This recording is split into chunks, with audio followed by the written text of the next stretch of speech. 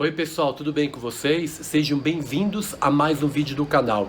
Vocês devem estar estranhando que nesses últimos vídeos eu não estou fazendo no escritório. Por quê?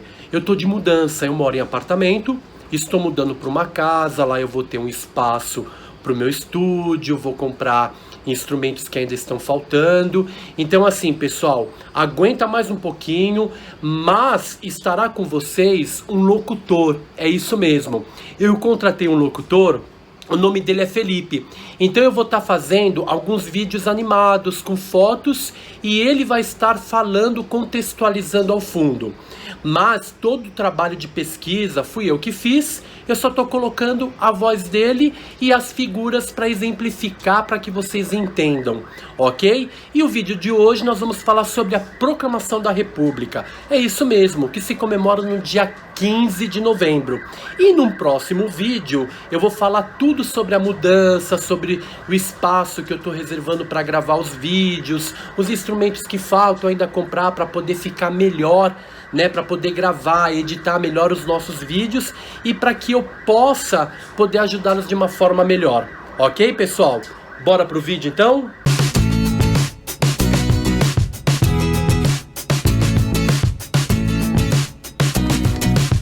Dia 15 de novembro é uma data importante no Brasil, pois nesse dia comemora-se a Proclamação da República.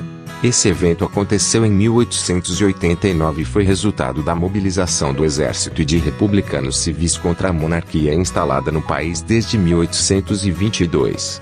A partir de um golpe, a República foi instaurada no Brasil e a família real portuguesa foi expulsa. A proclamação da República foi resultado de uma longa insatisfação dos militares com o governo monárquico. Os historiadores tratam esse acontecimento atualmente como um golpe por ter sido uma transição de regime forçada e sem a participação popular.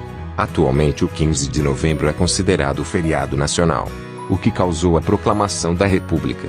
A proclamação da República é resultado de um processo político que se estendeu desde a década de 1870. A insatisfação com a monarquia ganhou força ao final da Guerra do Paraguai, tanto nos meios militares quanto nos civis. Essa insatisfação só foi crescendo, e o surgimento de partidos republicanos contribuiu para isso. O grande grupo insatisfeito, porém, era o Exército Brasileiro. As Forças Armadas consideravam-se pouco reconhecidas depois de terem conduzido todo o esforço da Guerra do Paraguai. Os militares estavam insatisfeitos com suas remunerações, queriam melhorias no sistema de promoção de carreira e a permissão para opinar suas posições políticas, algo proibido na época. Isso contribuiu para que o republicanismo fosse ventilado no seu interior. Não obstante, a insatisfação com a monarquia não era uma exclusividade dos militares, os cafeicultores paulistas e a Igreja Católica também estavam insatisfeitos. Ainda, o enfraquecimento do regime monárquico no Brasil está diretamente relacionado com o avanço da pauta abolicionista. A relação era proporcional e inversa. Na mesma medida em que o abolicionismo ganhava força, o monarquismo perdia influência no país.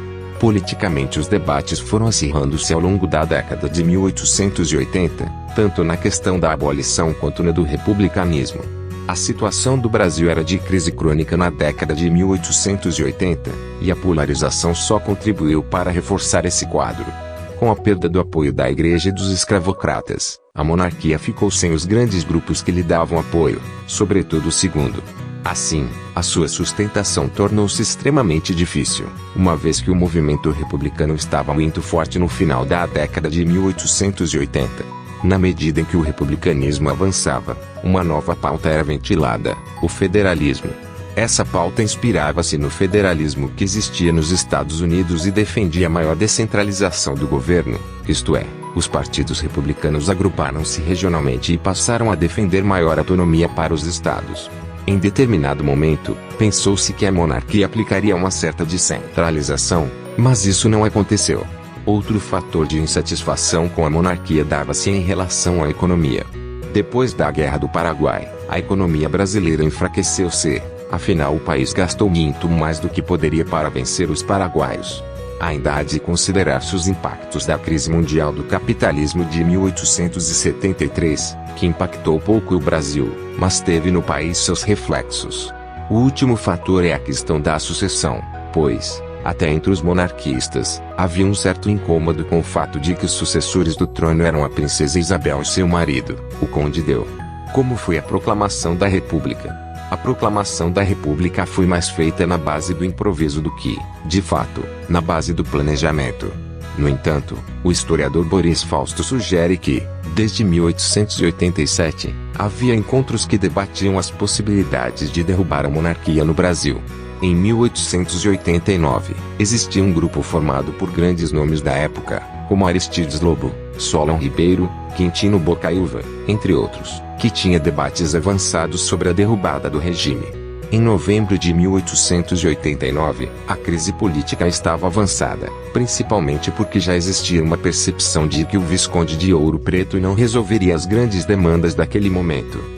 Sendo assim, grandes nomes do republicanismo da época reuniram-se secretamente com o Marechal Deodoro da Fonseca, um militar bastante influente na época, para que ele aderisse ao movimento. Depois de ser convencido, Deodoro da Fonseca liderou um levante militar, em 15 de novembro, que cercou o gabinete ministerial, destituiu o Visconde de Ouro Preto do cargo e prendeu. Ao longo daquele dia, uma série de acontecimentos levaram à proclamação da República, oficialmente, após anúncio feito por José do Patrocínio, um vereador do Rio de Janeiro. Conde Deu tentou liderar uma resistência no dia 15, e o imperador tentou formar um novo gabinete, mas as ações não tiveram sucesso. A monarquia estava efetivamente derrubada. Dom Pedro II deixou de ser imperador do Brasil, e um governo provisório republicano foi instaurado. No dia 17 de 1889, a família real fugia do Brasil e partia rumo à Europa. 15 de novembro é feriado nacional? Todo ano 15 de novembro é considerado feriado nacional por determinação da legislação brasileira. Em 14 de janeiro de 1890, foi emitida a primeira lei reconhecendo o dia como feriado. Essa lei foi o Decreto número 155-B, que determinou o feriado como um dia para celebrar a pátria brasileira.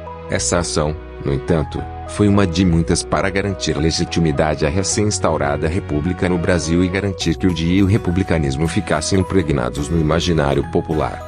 Outras leis que reforçaram o 15 de novembro como feriado foram decretadas durante a Era Vargas e a Quarta República.